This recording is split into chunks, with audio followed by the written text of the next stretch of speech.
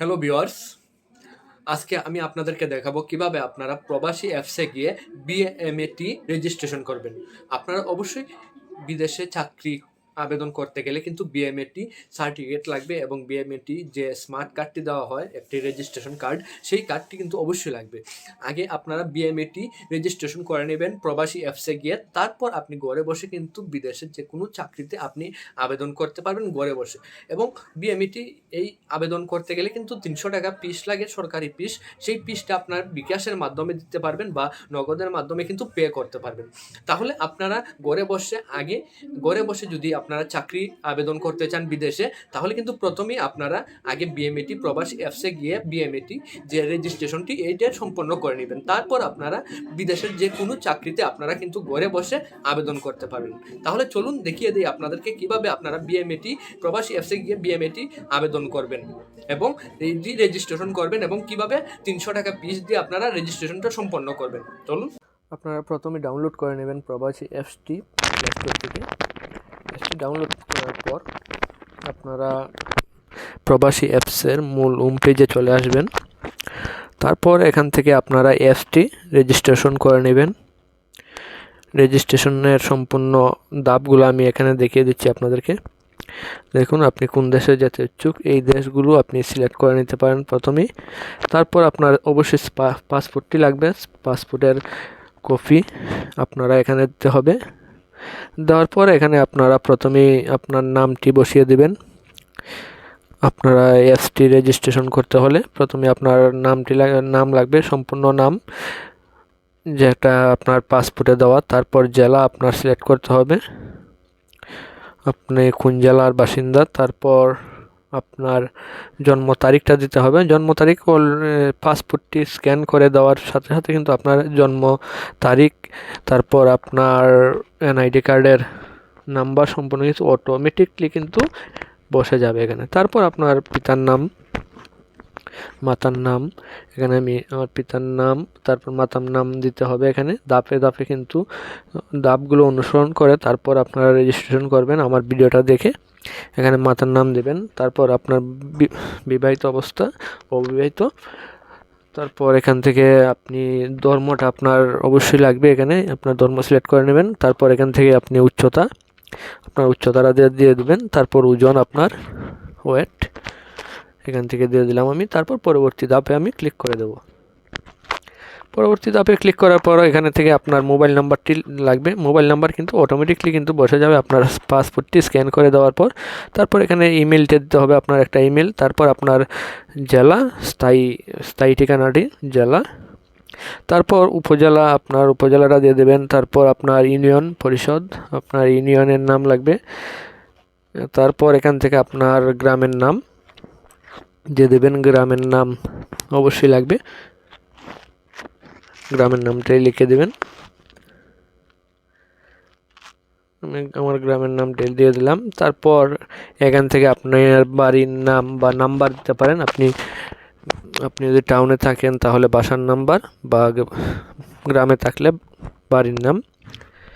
তারপর আপনার বর্তমান ঠিকানা সেম আমার, তাই আমার ডাক ঠিকানাই একই। তারপর বর্তমান ঠিকানা আমি এখানে দিয়ে দিলাম। সম্পূর্ণ কিন্তু রেজিস্ট্রেশনের জন্য আমার বর্তমান ঠিকানা আর স্থায়ী ঠিকানা কিন্তু এক। তারপর আমি এখান থেকে পরবর্তী ধাপে ক্লিক করে চলে আসলাম। তারপর এখান থেকে আমার নমিনি লাগবে। নমিনি আপনার ফ্যামিলির যে কাউকে দিতে পারেন। তারপর নমিনির নাম দিয়ে দেবেন। তারপর নমিনির এনআইডি নাম্বার, এনআইডি কার্ড। তারপর নমিনির মোবাইল নাম্বার, তার নমিনির পিতার নাম, নমিনির মাতার নাম দিয়ে পরবর্তীতে ক্লিক করে দেবেন পরবর্তী ধাপের জন্য। তারপর আপনার এখানে সম্পর্ক নির্বাচন করুন। জরুরি যোগাযোগের জন্য আপনারা দিয়ে দেবেন যে কোনো একজনের আইডি নাম, তারপর সম্পর্ক, তারপর তার মোবাইল নাম্বার দিয়ে পরবর্তী ধাপে জন্য আপনি ক্লিক করে দেবেন। আমি দিয়ে দিলাম। তারপর আপনার শিক্ষাগত যোগ্যতাটা আপনি দিতে হবে এখান থেকে আপনার শিক্ষাগত যোগ্যতাটা অবশ্যই লাগবে। আপনার শিক্ষা পড়ালেখার কতটুকু সেটা দিয়ে দেবেন। তারপর আপনার পাশের সাল দিয়ে দেবেন। তারপর আপনি কোন কলেজ থেকে বা কোন স্কুল থেকে লেখাপড়া করেছেন সেই স্কুলের নাম আপনি এখানে বসিয়ে দেবেন। এখান থেকে আমি আমার কলেজের নাম দিয়ে দিচ্ছি। তারপর বোর্ড অবশ্যই লাগবে, বোর্ড সিলেট বোর্ড। তারপর সাবজেক্ট মানবিক, বিজ্ঞান বা বাণিজ্য হলে বাণিজ্য। তারপর গ্রেড পয়েন্টটা এখানে লাগবে আপনার, এখানে গ্রেড পয়েন্ট বসিয়ে দেবেন। তারপর পরবর্তী ধাপের জন্য পরবর্তীতে আপনারা ক্লিক করে দেবেন। এখানে কিন্তু পার্সেন্টেজ আপনারা দেখতে পাচ্ছেন। তারপর এখানে আপনার ভাষাগত যোগ্যতা, এখান থেকে আপনি যে যে ভাষাগুলো আপনি জানেন সেই ভাষাগুলো আপনি এখান থেকে সিলেক্ট করে দেবেন।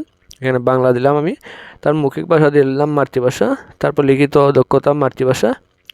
তারপর আপনি আরও চাইলে যোগ করতে পারেন, আপনি যদি ইংলিশ জানেন ইংলিশ এর জন্য এখানে আরও যোগ করতে পারেন। এখান থেকে তথ্য যাচাই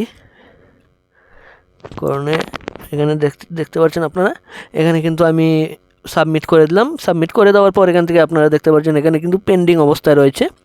72 ঘন্টা পর কিন্তু আমার এই রেজাল্টে আসবে এবং ভেরিফিকেশন হবে। 72 ঘন্টা পরে ভেরিফিকেশন হবে। আমি যেগুলো তথ্য দিয়েছি, পাসপোর্ট দিয়েছি, সেই সাথে যদি আমার যদি মিলে যায়, এখানে কিন্তু আমি ডকুমেন্ট হিসাবে আরেকটি জিনিস দিতে পারি। এখান থেকে আপনারা দিয়ে দিতে পারেন আপনার এনআইডি কার্ড, অথবা আপনার একটি সার্টিফিকেট বা চেয়ারম্যান সার্টিফিকেট বা আপনার কলেজের সার্টিফিকেট শিক্ষাগত যোগ্যতার, সেটা যদি দেন আপনার কিন্তু ভেরিফিকেশনের জন্য কিন্তু ভালো হবে। আপনার ভেরিফিকেশন কিন্তু তাড়াতাড়ি হবে এবং কোনো ঝামেলা পোহাতে হবে না। এখান থেকে আমার অভিজ্ঞতার সার্টিফিকেটটা দিয়ে দেবো। এখান থেকে অভিজ্ঞতা সার্টিফিকেট বা প্রশিক্ষণের সার্টিফিকেট যে কোনো একটা দিলেই হবে। আমি অভিজ্ঞতার জাতীয় পরিচয়পত্র কিন্তু আমি এখান থেকে অ্যাড করে দিতে পারি। আমি কিন্তু জাতীয় পরিচয়পত্রটি আমি অ্যাড করে দিচ্ছি। সাথে আপনি জাতীয় পরিচয়পত্র, তারপর আবার পাসপোর্টের কপিটা কিন্তু আপনি সাহায্য করার জন্য কিন্তু এখানে দিয়ে দিতে পারেন। তারপর আপনার একটি কিন্তু ছবি দিলেও চাইলে দিতে পারেন ভেরিফিকেশনের জন্য। তারপর 72 ঘন্টা পর কিন্তু আমার এখানে পেন্ডিংটা ছুটবে এবং 72 ঘন্টার ভিতরে তারা যাচাই বাছাই করবে এখানে যে আমার সব কিছু ঠিকঠাক থাকে, এবং তারা পেন্ডিং থেকে আমার ভেরিফিকেশন হয়ে যাবে। এবং ভেরিফিকেশনের পরে কিন্তু আমি তারপর রেজিস্ট্রেশন, মূল যে রেজিস্ট্রেশন 300 টাকা দিয়ে ফিস দিয়ে তারপর আমি করব। সে পর্যন্ত আমার সাথে থাকুন এবং আমি 72 ঘন্টা পরে কি হয় দেখুন। আমি 72 ঘন্টা পর চলে আসলাম। আবার 72 ঘন্টা পর দেখতে পাচ্ছেন আপনারা ভেরিফাই কিন্তু হয়ে গেছে। এখান থেকে দেখতে পাচ্ছেন এখানে ভেরিফাই একটি আগে ছিল পেন্ডিং, ওখানে কিন্তু এখন হলুদ চিহ্ন ছিল, এখন কিন্তু ভেরিফাই হয়ে গেছে এবং ভেরিফাই দেখাচ্ছে এখানে। এখন আমি পেমেন্টের জন্য পেমেন্ট করুন, এখানে দেখতে পাচ্ছেন আপনারা পেমেন্টে আমি চলে যাব এবং বিকাশ বা নগদের মাধ্যমে কিন্তু আমি পেমেন্ট করব। আমি বিকাশের মাধ্যমে পেমেন্ট করব। আমি বিকাশে চলে আসলাম। তারপর বিকাশে চলে আসার পরে সময় অপেক্ষা করবেন। তারপর এখানে আপনার বিকাশ নাম্বারটা দিয়ে দেবেন। বিকাশ নাম্বারটা আমি দিয়ে দিচ্ছি। তারপর বিকাশ নাম্বারটা দেওয়ার পর এখান থেকে কনফার্ম করে দেবেন। আপনারা কনফার্ম করে দেওয়ার পর এখান থেকে একটি কোড আসবে, ভেরিফিকেশন কোড। এই কোডটি আমি বসিয়ে দিলাম। তারপর এখানে পিন নাম্বারটা দিয়ে দেবেন আপনার বিকাশের পিন নাম্বার। বিকাশের পিন নাম্বার দেওয়ার পর এখান থেকে কিন্তু দেখতে পাচ্ছেন আপনারা কিন্তু একটা SMS চলে আসছে। আমার কিন্তু 300 টাকা পিস কিন্তু অলরেডি দেওয়া হয়ে গেছে। দেখুন এখন কি দেখাচ্ছে, BMET রেজিস্ট্রেশন এর জন্য কিন্তু সম্পূর্ণ হয়েছে। এখানে দেখতে পাচ্ছেন আপনার BMET রেজিস্ট্রেশন কিন্তু সম্পূর্ণ হয়ে গেছে এবং নতুন চাকরি এবং বিনিময়ের জন্য এখানে কিন্তু আমি এখন সব কিছু দেখতে পাবেন। এখান থেকে আমি একটি সার্টিফিকেট গ্রহণ করব, BMET সার্টিফিকেট। এই সার্টিফিকেটটি গ্রহণ করার জন্য এখানে দেখতে পাচ্ছেন একটি ডাউনলোড অপশন রয়েছে কর্নারে। BMET কার্ডের সাইটে কিন্তু রয়েছে একটি অপশন রয়েছে। এখানে কিন্তু যেগুলো তথ্য দিয়েছিলাম আবার কিন্তু আপনি যাচাই বাছাই করে নিতে পারেন বা দেখে নিতে পারেন কোনো ভুল বা তথ্য দিয়েছেন কিনা, সেগুলো আপনি এখান থেকে যাচাই বাছাই করে নেবেন। তারপর আপনারা এখান থেকে কর্নার থেকে BMET সার্টিফিকেটটা সংগ্রহ করে রাখবেন। সার্টিফিকেটটা সংগ্রহ করে রাখবেন অবশ্যই, কারণ যে কোনো সময় আপনার যদি এই BMET ST বা প্রবাসী যে ST রয়েছে, এই ST যদি কেটে যায় তাহলে কিন্তু আপনি এই সার্টিফিকেটটি দিয়ে কিন্তু যে কোনো দেশের জন্য অ্যাপ্লাই করতে পারেন ঘরে বসে।